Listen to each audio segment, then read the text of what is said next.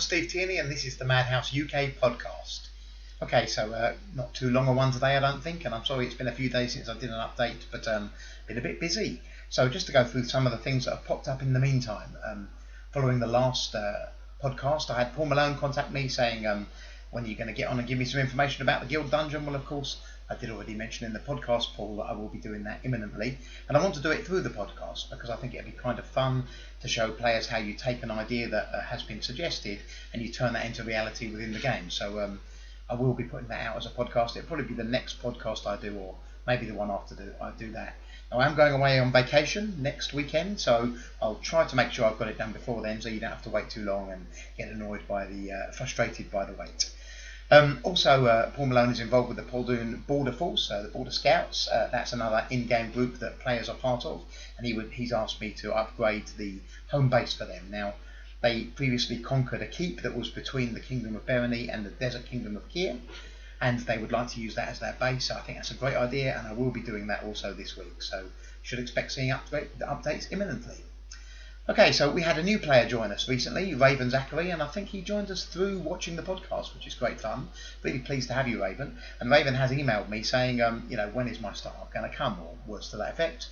The gist of it is, of course, the game runs once every 2 weeks, so it's a slow game, but that's how play by mail, play by email work. They are a steady, slow game, and you do role play between the turns. And so you can't really do too much till you get your first turn, but I can assure you, Raven, I've received your free startup, and I'll absolutely be putting you into the game immediately. So people who are interested in joining the game might be interested to know how you can play for free. Well, if you go to our website, you will see that you can sign up to the game to play commercially, where you pay to play, or you can play for free.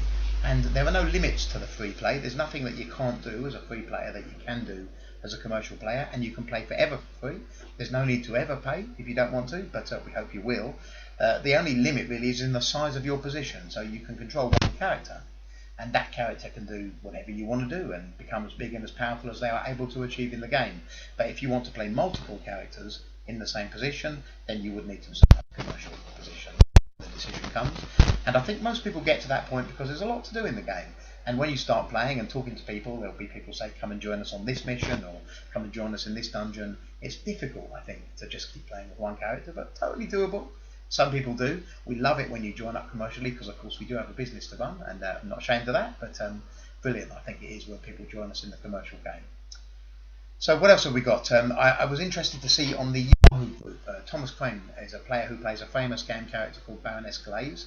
And a few years ago, she got married in the game to an NPC that I control called the Raven. That was all kind of good fun, and we did that through roleplay between turns. And the Baroness became married to the Raven, who's always been an interesting character, a kind of an anti-hero, I think is the best way to describe him. And I've noticed that Thomas has had to be very cagey with some of the things he said in character about what the bad plot. The reason for that isn't that Thomas actually wants to be cagey, it's because I have confided some things to Thomas outside of the game, because Thomas is married to an in-game character who knows some things, and so Thomas is in possession of some information nobody else has, and is being very careful how he relates that in the game, and that can happen, and not just because you're involved with a character that is controlled as an NPC, but also with characters that are controlled across factions in the actual game itself. It probably seems unusual and strange to someone who's never played a game like this to see how these things can go on, but they absolutely can, and they do, and it's all part of the fun. So hopefully that gives you a bit of a clearer idea of what's going on. I expect turns to be out in the middle of this week, I would say, because I'm looking to try and get them out around Wednesday so that they are well and truly clear before I fly off on holiday next weekend. I'm gone for 11 days, so it times quite well for me to be able to run the next turn. When I get back, we shouldn't miss too much. Okay, that's almost it for tonight. The only other point I'd like to make is Rick Loomis, who was previously the GM for Dungeonworld in the States. He's had to give up being the GM, and it's been taken over by Kerry Harrison. The reason that Rick Loomis gave up is because he's very ill and he's fighting cancer at the moment. He does have a GoFundMe to help him with his medical expenses. He lives in the States, and so over there, if you don't have enough insurance, you need to top up your medical costs, and that's something that you don't really want Rick to be worried about while he's fighting to be well. I know, and I expect that you all support him as much as I do. He's absolutely the father of this hobby that we all enjoy, and he's been a brilliant business partner for a lot of years. Wish him nothing but the best. I will be donating, and I'd like to encourage you to give as much as you can, however small that may be, to help him get well. Anyway, until then, I think that's it. All that remains is to say, please do like this podcast.